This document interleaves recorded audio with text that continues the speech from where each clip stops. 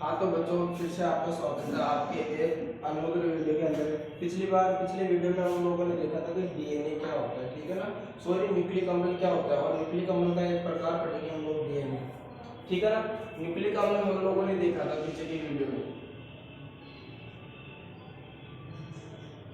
और अगर किसी ने वीडियो नहीं देखा पीछे वाला तो प्लीज देख लेना, ठीक है ना। उससे आपको नॉलेज हो जाएगा। पीछे का बेस पूरा न्यूक्लिक अम्ल का उसी के अंदर बनाया है। अब देखो मैं आपको बताऊंगा कि न्यूक्लिक अम्ल दो प्रकार के हैं। आप सभी ने नाम सुन रखा है, एक तो आपका डीएनए और दूसरा आपका आरएनए होता है। एक तो क्या होता है, डीएनए होता है, दूसरा होता है आपका आरएनए। देखो अब इन दोनों के अंदर हम लोग सबसे पहले पढ़ेंगे डीएनए के बारे में, डीएनए क्या है और क्या नहीं है, ठीक है। तो न्यूक्लिक अम्ल से पहले हम लोगों ने ये देखा था कि जो डीएनए होता है या फिर न्यूक्लिक अम्ल किसका होता है, न्यूक्लियोटाइडों का क्या होता है, एक रेखीय बहुलक होता है, रेखीय बहुलक होता है। भाई न्यूक्लिक अम्ल है वो क्या होता है, जो आपके न्यूक्लियोटाइड्स होते हैं उनका एक रेखीय बहुलक होता है। बहुलक का मतलब भाई न्यूक्लियोटाइड बार बार आकर, मतलब इनकी क्या होगी, पुनरावृत्ति होगी, ठीक है। तो बार बार आकर क्या बनाएंगे, आपका न्यूक्लिक अम्ल बनाएंगे, ठीक है ना। ये यहाँ तक कोई डाउट नहीं था, हम लोगों ने पीछे वाली क्लास में इतना तो करके देख रखा है। फिर हम लोग देखते हैं इसके अंदर कि न्यूक्लियोटाइड आप लोगों ने पढ़ लिया कि न्यूक्लियोटाइड क्या होता है। न्यूक्लियोटाइड के बारे में हम लोगों ने पढ़ा था कि न्यूक्लियोटाइड क्या होता है। देखो न्यूक्लियोटाइड में हम लोगों ने पढ़ा था, एक तो इसके अंदर नाइट्रोजन क्षारक होता है, एन बेस होता है। उसके बाद में हम लोगों ने क्या पढ़ा था, एक इसके अंदर क्या होती है, पेंटोज शुगर होती है, मैं शॉर्ट में लिख देता हूँ पीएस होती है। और उसके बाद में हम लोगों ने पढ़ा था इसके अंदर एक फॉस्फेट ग्रुप होता है, पीएस लिख दो पीजी, सॉरी, ठीक है ना। एक तो होता है नाइट्रोजन क्षारक होता है, एक पेंटोज शुगर होता है, एक फॉस्फेट ग्रुप होता है, ये होता है आपका न्यूक्लियोटाइड, ठीक है। तो हम लोग अब देखते हैं पॉली, इसके आगे में लगा दूं पॉली, पॉली न्यूक्लियोटाइड क्या होता है, इसके बारे में हम लोग देख लेते हैं कि पॉली न्यूक्लियोटाइड क्या होता है। पॉली यानी बहुत सारे, और न्यूक्लियोटाइड यानी न्यूक्लियोटाइड कि बहुत सारे जो न्यूक्लियोटाइड है ना, वो आपस में मिलकर जिस संरचना का निर्माण करेंगे, आपस में जुड़कर बंध बनाकर जिस संरचना का निर्माण करेंगे, उसे क्या बोल देंगे हम लोग, पॉलीन्यूक्लियोटाइड बोल देंगे, ठीक है। देखो क्या होता है, और जो आपके डीएनए की लंबाई या फिर न्यूक्लिक अम्ल की लंबाई, न्यूक्लिक अम्ल की लंबाई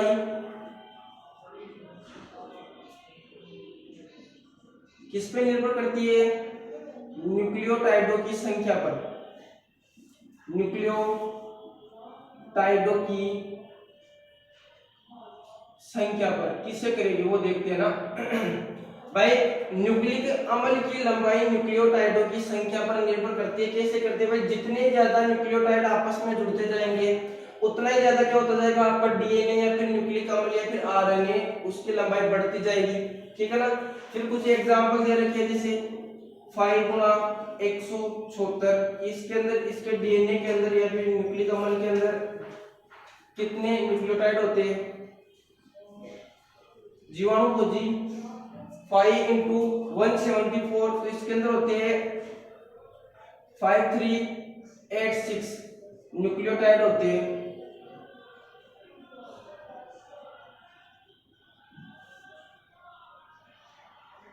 ठीक है। और इसी की तरह हम लोग देख ले, इकोलाई का एग्जांपल देख लेते हैं, ठीक है ना। तो इसके अंदर होते हैं 48,506 न्यूक्लियोटाइड,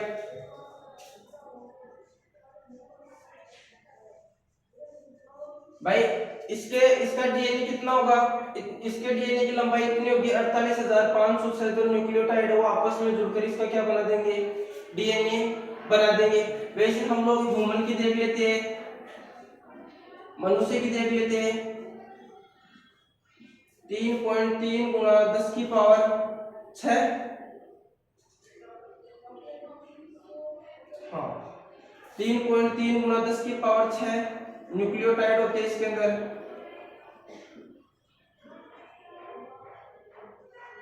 सॉरी, ये हो गए यहाँ पे 10 की पावर 9 हो जाती है, ठीक है ना। 3.3 गुणा 10 की पावर 9 न्यूक्लियोटाइड होते हैं किसके अंदर, ह्यूमन का जो डीएनए है वो 3.3 गुणा 10 की घात 9 न्यूक्लियोटाइडों के बराबर होता है। अब देखो हम लोग पढ़ रहे हैं पॉलीन्यूक्लियोटाइड, तो इसकी हम लोग बनाते हैं संरचना। क्या बनाते हैं, संरचना बनाते हैं कि पॉलीन्यूक्लियोटाइड की संरचना कैसी होती है, ठीक है।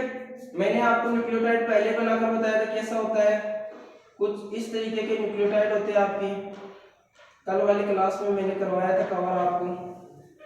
ये एक न्यूक्लियोटाइड एक पेंटोज शुगर हो गई, फिर इसी के बराबर यहाँ पे दूसरी और ले लो,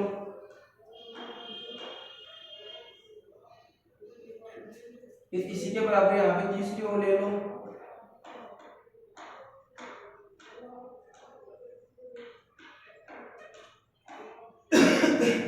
ऐसे करके न्यूक्लियोटाइडों को जोड़ते जाओ।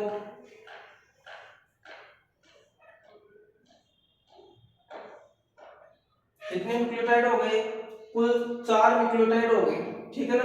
सॉरी पेंटोज शुगर हो गई, 4 पेंटोज शुगर हो गए, इनको जोड़ना है, कैसे जोड़ेंगे, ठीक है। इसको जोड़ेंगे हम लोग ऐसे, ये मैंने बताया था, देखो इधर तो क्या आ जाएगा इसके O H H H H, इधर O H H और इधर आ जाएगा आपका CH2OH,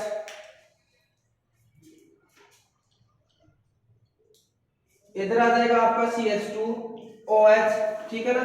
वैसे इसके अंदर लगा दो, इधर H CH2OH OH H H H, इधर क्या आ जाएगा, इधर आ जाएगा OH और इधर आ जाएगा आपका H। वैसे ही इसके अंदर भी देखो H OH CH2OH, ठीक है ना। इधर H, इधर भी H आ जाएगा, इधर क्या आ जाएगा H आ जाएगा, इधर आ जाएगा OH, इधर CH2OH H OH और इधर क्या आ जाएगा आपका H OH H H। ये कौन सी शुगर है, ये हो गई आपकी डीऑक्सीराइबोज शुगर, ठीक है ना। कौन सी शुगर ले रहे हैं, डीऑक्सीराइबोज शुगर लिए हम लोगों ने। और देखो उसके अंदर हम लोग क्या करेंगे भाई, यहाँ पे जोड़ दो एक फॉस्फेट, फॉस्फेट ग्रुप जोड़ दिया हम लोगों ने, शॉर्ट में बनाएंगे संरचना, ज्यादा डीपली नहीं जाएंगे, इस तरीके से फॉस्फेट जोड़ते जाओ, ठीक है।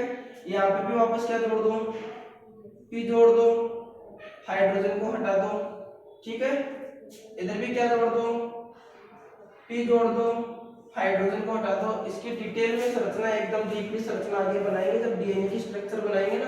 ये आपकी शॉर्ट स्ट्रक्चर हो गई भाई, किस तरीके से बनाते हैं। ये तो हो गया आपका न्यूक्लियोटाइड, और ये न्यूक्लियोटाइड आपस में जुड़े। अभी इसके अंदर एक कमी हम लोगों ने क्या नहीं जोड़ा, इसके अंदर नाइट्रोजनी क्षारक नहीं जोड़ा, ठीक है ना। नाइट्रोजनी क्षारक हम लोगों ने नहीं जोड़ा, तो इसको OH को उड़ाओ और यहाँ पे क्या लगा दो, ऐसे एक नाइट्रोजनी क्षारक दिखा दो भाई। यहाँ पे तो हाइड्रोजन तो रहेगा ही रहेगा, लेकिन यहाँ पे क्या दिखा दो, कोई सा भी एक नाइट्रोजनी क्षारक दिखा दो। मैंने दिखा दी यहाँ पे A, यहाँ पे मैं दिखा देता हूँ आपको G, यहाँ पे हो जाएगा अपना C, और यहाँ पे मैं लगा दूं T। तो ये हो गया आपके पॉलीन्यूक्लियोटाइड की संरचना। कैसे बनाई भाई, पेंटोज शुगर ली, ठीक है ना। क्या ली मैंने, पेंटोज शुगर ली, और उसके ऊपर फॉस्फेट से दो न्यूक्लियोटाइडों को जोड़ दिया। उससे पहले हम लोगों ने इधर क्या जोड़ दिया, नाइट्रोजनी क्षारक होगा, ऊपर फॉस्फेट ग्रुप से जोड़ते जाओ उसको, और क्या बन जाएगी आपकी पॉलीन्यूक्लियोटाइड की स्ट्रक्चर। इसको डीप में देखेंगे भाई, पूरा खोल के देखेंगे आगे, जब फॉस्फोडाइएस्टर बंद पढ़ाऊंगा ना आपको, तब दिखाऊंगा कि यहाँ पे बंद कैसे बना। आपको एग्जाम के लिए बस इतना याद रखो कि इस तरीके से हमें स्ट्रक्चर बनानी आनी चाहिए। और इधर भी मैं पी जोड़ दूं, इधर OH है। अब जो काउंटिंग करो इसकी, 1 2 3 4 और 5, कितना नंबर कार्बन, 5 नंबर कार्बन, और इधर कौन सा कार्बन, तो ये वाला सिरा तो कौन सा हो जाएगा इसका 3 सिरा। भाई आपके कंफ्यूज होती है ना कि मतलब कि कौन सा सिरा कहाँ पे होगा, तो यहाँ पे इससे जो आप जहाँ पे नाइट्रोजन क्षारक जोड़ते हो ना वहां पे 1 दे दो, 1 2 3 4 और 5, तो 3 वाला जहाँ पे OH जुड़ा हुआ है तो ये क्या हो जाएगा 3 सिरा हो जाएगा। वैसे यहाँ पे देखो 1 2 3 4 5, तो आपका फास्फेट ग्रुप कौन से सिरे पे जुड़ा हुआ है, कौन से स्थान पे जुड़ा हुआ है भाई 5वें कार्बन पे जुड़ा हुआ है, इसलिए कौन सा सिरा हो जाएगा 5 सिरा। तो ऐसे निकालते 3 सिरा और 5 सिरा। जहां पे आपने क्या जोड़ा नाइट्रोजन क्षारक जोड़ा ना वहां पे क्या लगा दो 1 लगा दो, फिर उधर इधर से गिनो 1 2 3 4 और 5, ठीक है ना। तो जहां पे आपका 5 आ रहा है वो तो हो जाएगा 5 सिरा, और जहां पे आपका 3 आ रहा है वो हो जाएगा आपका 3 सिरा। ये होती है आपके पॉलीन्यूक्लियोटाइड की संरचना। अब देखो 2-4 पॉइंट और मैं बता देता हूँ। आप लोगों ने बताया नाइट्रोजन क्षारक कितने पढ़े, एक तो ए से एडिनिन पढ़ रखा है, ठीक है ना, जी से पढ़ रखा आपने ग्वानिन, ठीक है, फिर पढ़ रहा आपने सी से पढ़ रखा आपने साइटोसिन या साइटोसिन, और AGC टी पढ़ रखा आपने, ठीक है ना, थाइमीन, और फिर आपने पढ़ रखा है यू पढ़ रखा है यूरेसिल। यूरेसिल ये जो आपके कितने हो गए 5 होते हैं नाइट्रोजन क्षारक, इनमें 2 ये वाले तो क्या थे प्यूरिन थे, कल की क्लास में करवा रखा, और ये बच गए वो क्या हो गए पाइरिडिन्स हो गए। ये ऊपर वाले 2 तो क्या थे प्यूरिन्स थे, और जो बच गए वो क्या हो गए पाइरिडिन्स हो गए, ठीक है ना। तो इनमें कोई डाउट नहीं होना चाहिए। इनमें देखो फर्क क्या आता है, इनके अंदर फर्क ये आता है जो एडिनिन है ना, याद रखना एडिनिन वो हमेशा और हमेशा किससे जुड़ेगा थाइमीन से जुड़ेगा। एडिनिन हमेशा और हमेशा किससे जुड़ेगा थाइमीन से जुड़ेगा। और इधर देखो मैंने कितने बंध बनाए 2 बंध बनाए, तो ये किससे बनेगा भाई डबल हाइड्रोजन बंध, या फिर मैं वो चलो लिख देता हूं डबल H बॉन्ड। कौन से बॉन्ड होंगे हाइड्रोजन बॉन्ड होंगे, इसके बीच में एडिनिन और थाइमीन के बीच में 2 हाइड्रोजन बंध होंगे, जबकि कौन बच गया आपका G और C, ठीक है ना।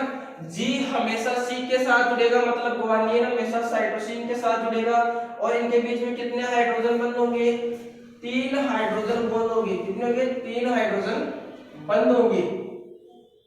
तो ट्राई H बॉन्ड होंगे। अब कहोगे सर कि हमारा यूरेसिल तो बच गया, ये कहां पे जाएगा, तो देखो डीएनए में क्या होता है, डीएनए में आएंगे आपके A, G, T, AGTC, ठीक है ना C। डीएनए में तो आएंगे A, G, T, C।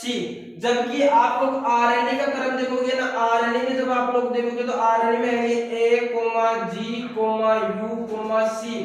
मतलब कहने का मतलब ये हो गया डीएनए के अंदर तो एडेनिन ग्वानिन थाइमीन और साइटोसिन या साइटोसिन पाया जाएगा, जबकि आरएनए में एडेनिन ग्वानिन यूरेसिल और साइटोसिन पाया जाएगा। फर्क क्या हुआ डीएनए के अंदर और आरएनए के अंदर, फर्क ये हो गया कि डीएनए के अंदर थाइमीन आता है, जबकि आरएनए में क्या हो जाएगा थाइमीन के स्थान पे यूरेसिल आ जाएगा, वो हो जाएगा आपका आरएनए, और डीएनए में क्या आएगा थाइमीन आएगा, ठीक है ना। तो यहाँ तो कोई डाउट नहीं होना चाहिए भाई, नॉर्मल सा कुछ नहीं बनाया, बस जो कल हमने न्यूक्लियोटाइड या पेंटोज शर्करा बनाई थी उसके हमने नाइट्रोजन क्षारक जोड़ दिया, और न्यूक्लियोटाइडों को किससे जोड़ दिया फॉस्फेट के बंध द्वारा जोड़ दिया, फॉस्फोडाइएस्टर बंध बना दिया इसके बीच में। ये जो बंध बन रहा है इसको हम लोग क्या बोलेंगे फॉस्फोडाइएस्टर बंध, एग्जाम में पूछा गया क्वेश्चन है, बहुत बार पूछता है, बनाकर दिखाऊंगा अभी थोड़ी देर बाद में डिटेल में बनाएंगे कि फोस्फोडाइएस्टर बंध कैसा होता है, ठीक है ना। तो वहां पे बना के दिखाऊंगा मैं आपको अच्छे से। लेकिन यहाँ से भी परिभाषा बन सकती है कि एक न्यूक्लियोटाइड ये हो गया, दूसरा न्यूक्लियोटाइड ये हो गया, तो दो न्यूक्लियोटाइडों के बीच में बनने वाला बंध फोस्फोडाइएस्टर बंध होता है।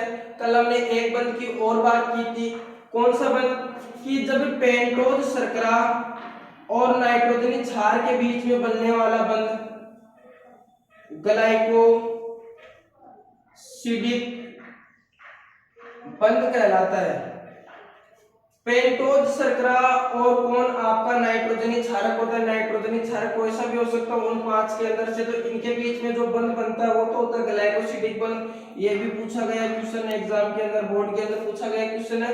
और ये भी पूछा गया क्वेश्चन कि फोस्फोडाइएस्टर बंध क्या है समझाइए, ग्लाइकोसिडिक बंध क्या है समझाइए। एक एक नंबर के क्वेश्चन पूछता है इनसे। तो दो न्यूक्लियोटाइडों के बीच में बनने वाला बंध फोस्फोडाइएस्टर बंध कहलाता है, जबकि एक न्यूक्लियोटाइड पेंटोज शर्करा व नाइट्रोजनी क्षारक के बीच में बनने वाला बंध ग्लाइकोसिडिक बंध कहलाता है। फिर हम लोग देखते हैं इसके अंदर, फिर हम लोगों ने ये देखा कि डीएनए के अंदर एडेनिन, गुआनिन, थाइमिन और साइटोसिन नाइट्रोजनी क्षारक पाए जाते हैं, जबकि आरएनए में एडेनिन, गुआनिन, यूरेसिल और साइटोसिन नाइट्रोजनी क्षारक पाए जाते हैं।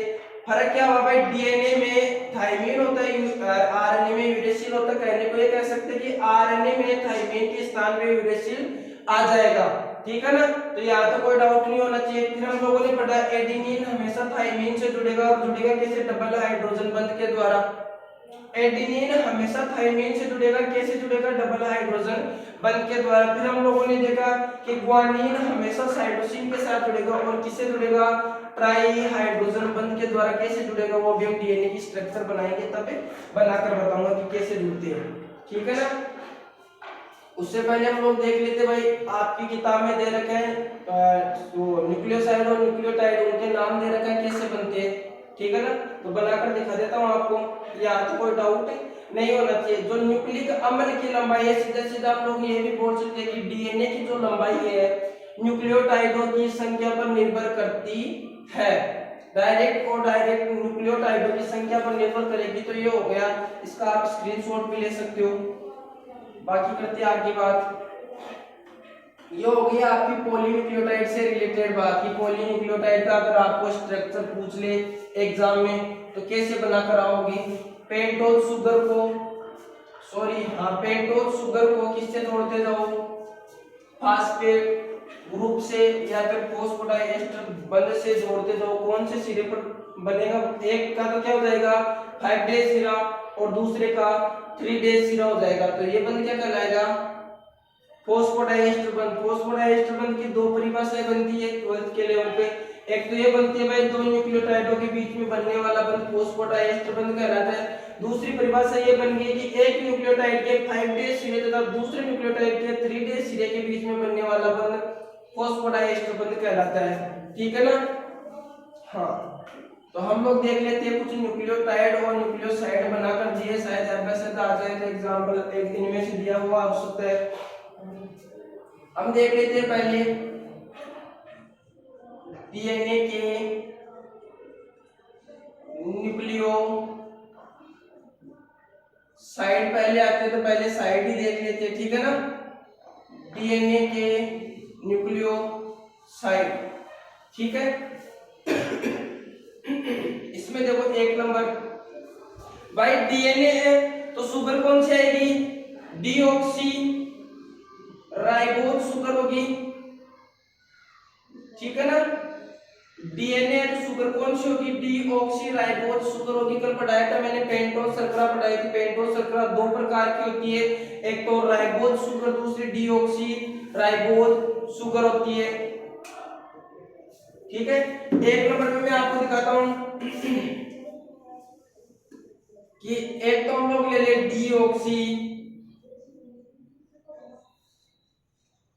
राइबोज शर्करा शुगर भी बोल सकते हैं। ये तो क्या हो गया आपकी पेंटोज शुगर। भाई न्यूक्लियोटाइड 3 चीजों से मिलकर बनेगा, पेंटोज शुगर, फास्फेट ग्रुप और नाइट्रोजन क्षार, ठीक है ना, सॉरी सॉरी सॉरी, न्यूक्लियोसाइड पढ़ रहे हैं, न्यूक्लियोसाइड में सिर्फ दो चीजें आएगी, पेंटोज शुगर और नाइट्रोजनी क्षारक। तो मैं यहाँ पे लिख दूं एडिनिन, लिख देता हूं एडिनिन, लिख दिया मैंने, ठीक है ना। तो ये क्या हो गया आपका नाइट्रोजनी क्षारक हो गया, एंड बेस लिख दूं तो ये तो बन जाएगा आपका डीऑक्सी राइबोज या डीऑक्सी, इतना भी बोल सकते हो, एडिनोसिन। क्या बन जाएगा डीऑक्सी एडिनोसिन, डीऑक्सी एडिनोसिन बन जाएगा। दूसरा ये देखो भाई, इसको सेम लेना है, डीऑक्सी राइबोज शुगर तो आएगी आएगी, प्लस यहाँ पे हम लोग जोड़ दे ग्वानिन, ठीक है ना। तो यहाँ पे क्या बन जाएगा डीऑक्सी, सेम रखना है नाम, क्या हो जाएगा ग्वानोसिन, ठीक है। ये हो गया आपके न्यूक्लियोसाइड, दो तो बना दिए, चार बनेंगे। कितने न्यूक्लियोसाइड बनते हैं, चार प्रकार होते हैं इनके भाई, क्योंकि नाइट्रोजनी क्षारक भी कितने आते हैं डीएनए के अंदर, चार आते हैं। कौन कौन से, ए कोमा जी कोमा टी कोमा सी। तो चारों के अलग अलग क्या बनेंगे नाइट्रोजनी सॉरी न्यूक्लियोसाइड बनेंगे। 3 नंबर पे देखो डीऑक्सी राइबोज शुगर या शर्करा, ठीक है, प्लस कौन सा ले ले हम लोग, थाइमीन ले ले, थाइमीन। तो क्या बन जाएगा deoxy deoxy thymidine, deoxy thymidine बन जाएगा, ठीक है ना, डीऑक्सी थाइमिडीन बन जाएगा। ये न्यूक्लियोसाइड है, आपको बहुत जगह जैसे एटीपी के अंदर आप लोग देखते हो एडिनोसिन, ठीक है ना। तो एडिनोसिन कहां से आ रहा है, ये वाला है, मतलब वहां पे क्या जुड़ा हुआ है, एक न्यूक्लियोसाइड भी जुड़ा हुआ है। एटीपी की स्ट्रक्चर आप लोग देखोगे या फिर 11th में देख रखी होगी आपने, तो वहां पे एडिनोसिन नाम आता है, एडिनोसिन ट्राइफास्फेट। तो जो आपका डीऑक्सी एडिनोसिन होता है, ठीक है ना, न्यूक्लियोसाइड होता है, उससे कितने फास्फेट जुड़े होते हैं, कितने जुड़े होते हैं 3। जैसे ए से मान लो कि आपका न्यूक्लियोसाइड है, ठीक है, और यहाँ पे नाइट्रोजनी क्षारक जुड़ा हुआ है, एन बेस, इधर हाइड्रोजन है, इधर OH है, सॉरी H कर दे, H है, इधर भी H है, इधर H OH H, इधर CH2OH और H इधर पे जुड़ा है। तो यहाँ पे 3 जगह पे क्या जुड़ जाएगा फास्फेट जुड़ जाएगा, 1 2 और 3। ये होता है आपके एटीपी की स्ट्रक्चर, एडिनोसिन ट्राइफॉस्फेट। तो इसके बारे में हमें पढ़ना नहीं है, हमें हमारा काम करना है, जो हमारे सिलेबस में उतना ही देखना है, ठीक है ना। 3 फॉस्फेट जुड़े हुए होते हैं, किसके, एडिनोसिन के। एक न्यूक्लियोसाइड होता है और उसके क्या जुड़े होते हैं 3 फॉस्फेट जुड़े होते हैं। फिर हम लोग देखते हैं शुगर, तो वो आ जाएगी डीऑक्सी राइबोज शर्करा प्लस 4 नंबर पे डीऑक्सी राइबोज शर्करा प्लस एडिनिन आ गया, ग्वानिन आ गया, थाइमिन आ गया, बच गया कौन, साइटोसिन, साइटोसिन। तो वो ही बन जाएगा डीऑक्सी, ठीक है ना, साइटिडीन, ठीक है, साइटिडीन। ये हो गया आपके डीएनए के न्यूक्लियोसाइड। सर इनका काम क्या है, इनका कोई काम नहीं है। मैंने कल भी बताया था कि जो न्यूक्लियोसाइड होते हैं उनके अंदर हम लोग अगर यहाँ पे फास्फेट जोड़ दे, पीजी जोड़ दे, फास्फेट समूह जोड़ दे, तो वो क्या बन जाएंगे न्यूक्लियोटाइड बन जाएंगे, ठीक है ना। आवश्यकता के अनुसार न्यूक्लियोसाइड किस में बदल जाती है, न्यूक्लियोटाइड में बदल जाती है। जब हमारी कोशिका के अंदर न्यूक्लियोटाइड्स की कमी हो जाती है तो ये न्यूक्लियोसाइड किस में बदल जाएंगे, न्यूक्लियोटाइड्स में बदल जाएंगे, ठीक है ना। इनका यही कार्य होता है। फिर हम लोग देख लेते हैं डीएनए के न्यूक्लियोटाइड्स,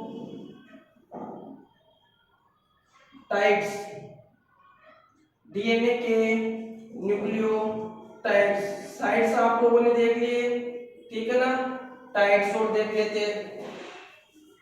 पहला बनाते हैं हम लोग, वही शुगर कौन सी रहेगी भाई, डीएनए की बात कर रहे हैं तो डीऑक्सी शुगर रहेगी, ठीक है ना, deoxy ribose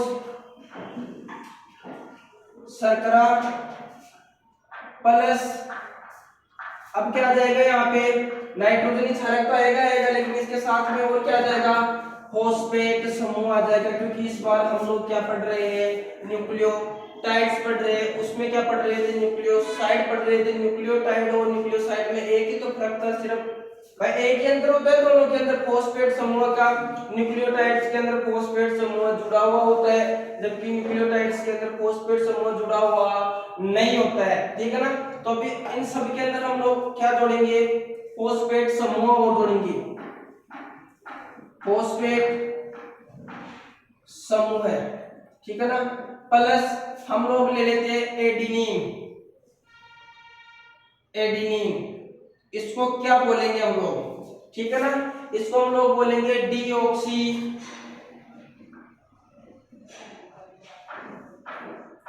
adenylic.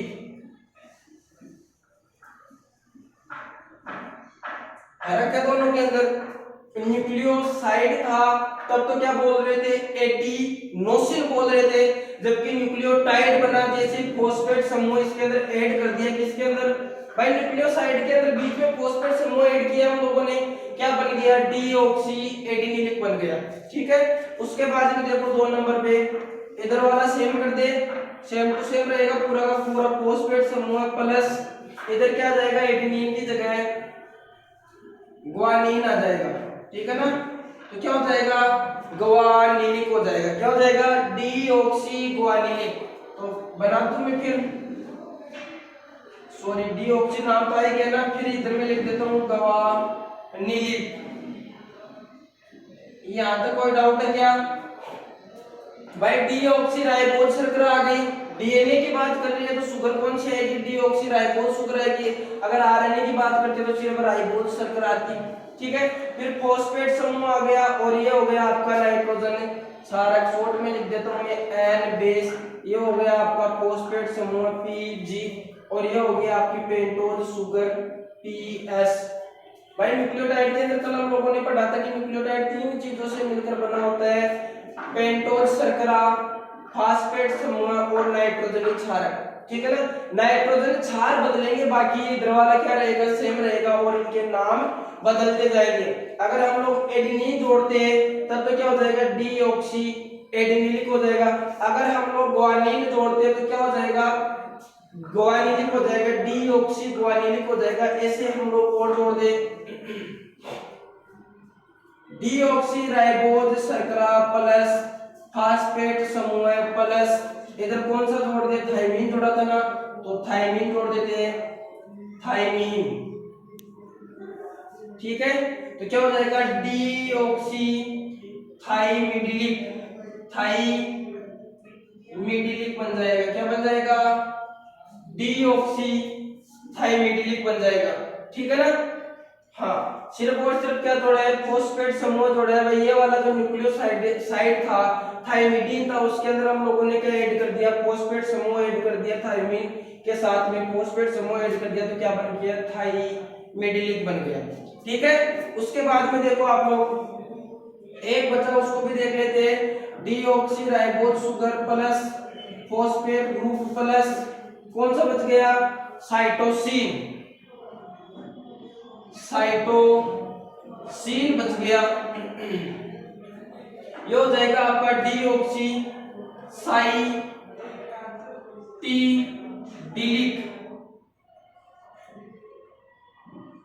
Deoxy cytidylic बन जाएगा। ये हो गया आपके डीएनए के न्यूक्लियोसाइड और डीएनए के न्यूक्लियोटाइड्स। अगर भाई न्यूक्लियोटाइड होगा तो क्या बोलेंगे, न्यूक्लियोसाइड होगा तो उसको क्या बोलेंगे, यहां से क्वेश्चन पूछ सकता है आपको ना, और क्वेश्चन कुछ इस तरीके से पूछेगा, डीऑक्सी एडिनोसिन कैसे बनता है, तो हम लोग बताएंगे कि डीऑक्सी राइबोज शर्करा और एडिनिन जो आपका नाइट्रोजन क्षार है उसको मिलाने पर यार उनके बीच में कौन सा बंध बनेगा भाई, ये तो पेंटोज शर्करा है, नाइट्रोजन क्षार का मैंने बताया था, पेंटोज शर्करा और नाइट्रोजन क्षार के बीच में ग्लाइकोसिडिक बंध बनता है। उस बंध से जोड़ने पर क्या बन जाएगा हमारा डीऑक्सी एडिनोसिन बन जाएगा। वैसे ही क्वेश्चन यहाँ से भी पुट अप कर सकता है। ठीक है, यहाँ तो कोई डाउट है क्या? नहीं होना चाहिए मेरे हिसाब से कोई डाउट, और स्क्रीनशॉट ले सकते हो।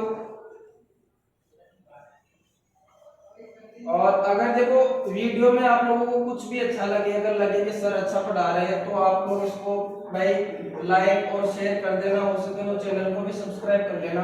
आपके एक छोटे से लाइक शेयर और सब्सक्राइब से हमें भाई लाख गुना मोटिवेशन मिलता है, हम लोग और ज्यादा अच्छे से काम करेंगे अगर आप लोग सपोर्ट दिखाओगे तो। फ्री फोकट का मिल रहा है सब कुछ यूट्यूब पे आपको हमारे चैनल पे, न कोई फीस है न कुछ और, ठीक है ना। हाँ भाई क्या क्या पढ़ लिया आज हम लोगों ने पहले देखी पॉलीन्यूक्लियोटाइड की संरचना, फिर हम लोगों ने देखे डीएनए के न्यूक्लियोसाइड, फिर हम लोगों ने देखे डीएनए के न्यूक्लियोटाइड्स। अब हम लोग देखते हैं फॉस्फोडाइएस्टर बंध क्या है। क्वेश्चन आता है एग्जाम में, मैंने बताया था मैं बनाकर दिखाऊंगा कैसे बनेगा। तो क्वेश्चन लिख देता हूं मैं, फॉस्फोडाइएस्टर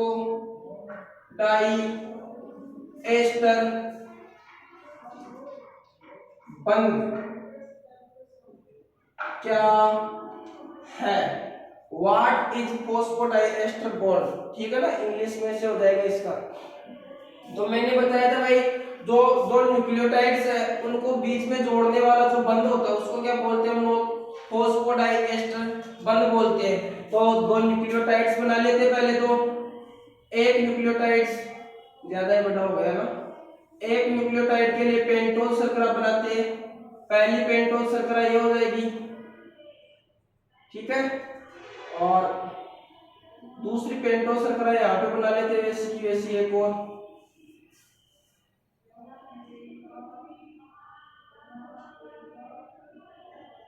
ये हो गई आपकी पेंटोज शर्करा। और बात डीएनए की करेंगे तो डीऑक्सी राइबोज शर्करा ले लेंगे, ठीक है ना। अगर आरएनए की बात करेंगे तो राइबोज शर्करा ले लेंगे।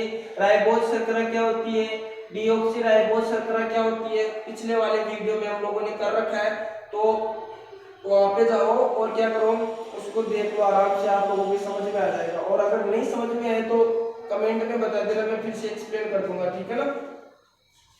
इधर क्या जुड़ेगा, हाइड्रोजन, इधर भी हाइड्रोजन, इधर हाइड्रोजन, क्योंकि कौन सी शर्करा ले रहे हैं, डीऑक्सी राइबोज शुगर ले रहे हैं हम लोग। अगर राइबोज शुगर लेते तो इधर भी OH आता, इधर भी क्या आता, OH आता, ठीक है।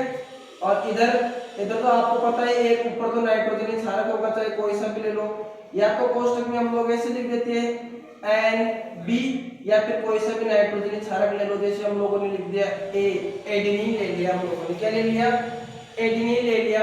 इधर क्या होता है, OH होता है, और इधर क्या होता है भाई, इसको थोड़ा खोल के बनाना पड़ेगा, CH2 और OH होता है। इधर क्या होता है, CH2 OH होता है। इस तरीके से बना लेते हैं भाई, सेम स्ट्रक्चर है, CH2 OH हो गया, ये हो गई आपकी डीऑक्सी राइबोज शुगर। एक तो एक ये हो गई, एक हम लोग इधर बना लेते हैं OH, ठीक है ना, ऊपर H था ही, इधर भी दिखा दिए H OH, ऊपर कौन आ जाएगा, कोई सा भी नाइट्रोजन क्षारक आ जाएगा, जैसे हम लोगों ने थाइमीन ले लिया, यहाँ पे क्या ले लिया, थाइमीन ले लिया, सॉरी इधर H आएगा ना, क्योंकि डीऑक्सी राइबोज शुगर ले रहे हैं हम लोग। तो फिर देखो क्या होता है, मैंने आपको एक स्ट्रक्चर बताई थी फॉस्फेट की, इस तरीके से बनती है, पीछे बताई हुई है पिछले वाले वीडियो के अंदर। इधर डबल बॉन्ड O, इधर एक OH भेज देती है, इधर एक OH भेज देती है, इधर वाले के पास एक इधर OH भेज देते हैं। ये हो गया आपका फॉस्फेट ग्रुप।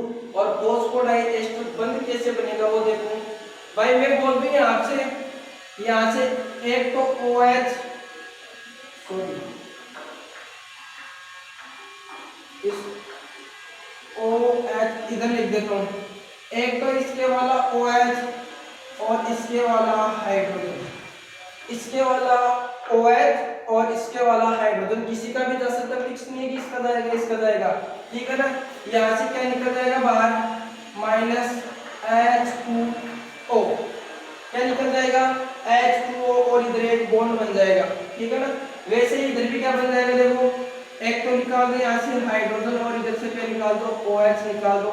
यहाँ से भी क्या निकल जाएगा, -H2O। कितने अणु निकले, H2O के कितने अणु, 2 अणु, ठीक है ना। H2O के 2 अणु यहाँ से बाहर निकल जाएंगे, ठीक है। तो बन जाएगा कैसा, फॉस्फोडाइएस्टर बंध, देखो ऐसा बनेगा। एक शुगर तो ये वाली थी, ठीक है, इधर ऐसी थी, इधर O, इधर P आ जाएगा। कौन आ जाएगा, फॉस्फेट ग्रुप आ गया आपका, या फिर फॉस्फोरस आ गया, ठीक है। इधर P आ गया और फिर देखो इधर O आ रहा है, O के बाद में क्या आ रहा है, CH2 आ रहा है। O आ रहा है, O के बाद में क्या आ रहा है, CH2 आ रहा है। इधर डबल बॉन्ड O था, ठीक है, और इधर क्या रह गया, एक OH बच गया। भाई इधर क्या था, इधर तो था, इधर O बच गया यहाँ से, और इधर भी क्या बच गया, O बच गया। और नीचे क्या बना दो, आपकी पेंटोज शुगर बना दो ऐसे, नीचे क्या बना दो, पेंटोज शुगर बना दो, और खाना पूर्ति आप लोग कर लोगे, OH H H H, और इधर नाइट्रोजन क्षारक कौन सा था, एडेनिन था, और इधर कौन सा था, थाइमिन था। इधर H इधर H, ठीक है, और इधर तो आपका CH2OH बच जाएगा। ये भी ऊपर ऐसे जुड़ते जाएंगे जुड़ते जाएंगे जुड़ते जाएंगे, कैसे बनेगा, फॉस्फोडाइएस्टर बन कुछ इस तरीके से बनता है। इधर H और इधर भी H, ठीक है ना। कोई सी भी शुगर लेकर बना सकते हो, फर्क यहाँ पे सिर्फ H को H का आएगा। तो ये बन गया आपका कौन सा बॉन्ड, फॉस्फोडाइएस्टर बंध। कौन सा बंध हो गया, फॉस्फोडाइएस्टर बंध। इस तरीके से बनता है फॉस्फोडाइएस्टर बंध। अरे ऐसे आता है COC, केमिस्ट्री में पढ़ोगे आप लोग। इस वाले बंध को क्या बोलते हैं हम लोग, एस्टर बोलते हो, नहीं बोलते हो भाई, एस्टर बनाते हो तो आप ऐसा बंध बनता नहीं बनता, COC। तो यहाँ पे भी देखो एक मेटल आ गई, फॉस्फोरस आ गया, POC, ये भी क्या हो गया, एस्टर हो गया, ठीक है ना। तो यहाँ तो कोई डाउट है क्या, मेरे हिसाब से कोई डाउट नहीं होना चाहिए। फिर देखो एक क्वेश्चन आता है कि सर डीएनए पर ऋणात्मक आवेश क्यों होता है।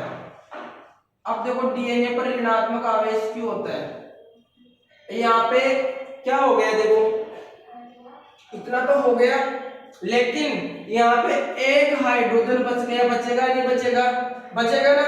तो जब जरूरत पड़ती है तो यहाँ से इस एक हाइड्रोजन को क्या कर देता है, H+ के रूप में बाहर निकाल देगा, और यहाँ पे आवेश के साथ आएगा, नेगेटिव आ जाएगा। तो ऐसे करके कितने फॉस्फोडाइएस्टर होते हैं भाई, जितने ज्यादा न्यूक्लियोटाइड उतने ज्यादा फॉस्फोडाइएस्टर बंद होते हैं डीएनए के अंदर। तो इसकी वजह से क्या होता है, इस यहाँ पे जो हाइड्रोजन होता है उसी की वजह से क्या आता है, डीएनए पर ऋण आवेश आता है, ऋणात्मक आवेश आता है, नेगेटिव चार्ज आता है। उसके बाद में हम लोग देख लेते हैं कि भाई इसकी परिभाषा क्या बोलोगे सर। तो इधर अच्छा यहाँ पे लगाया नहीं था क्या, CH2OH, और इधर H आ जाएगा नीचे। तो बात ऐसी है, देखो कौन सा सिरा, 1 2 3 4 और 5, 1 2 3 4 और इधर 5। एक का तो क्या आ रहा है, एक न्यूक्लियोटाइड का तो 3 डेज सिरा और दूसरे का 5 डेज सिरा। तो फॉस्फोडाइएस्टर की दो परिभाषा बता दूं कि एक न्यूक्लियोटाइड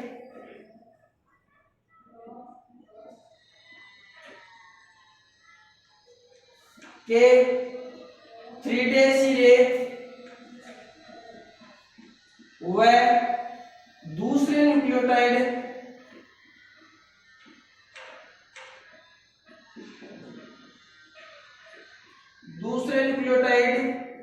के 5 डेज सिरे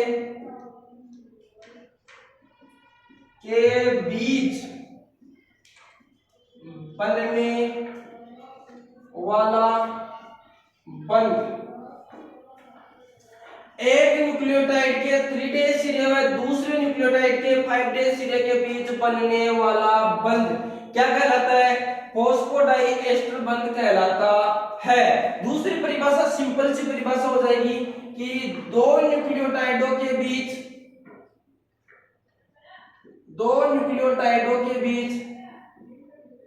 बनने वाला बंध, दो न्यूक्लियोटाइड में एक न्यूक्लियोटाइड ये था, ठीक है, दूसरा न्यूक्लियोटाइड ये है, इनके बीच में जो बंध बना है उसे क्या बोलते हैं हम लोग?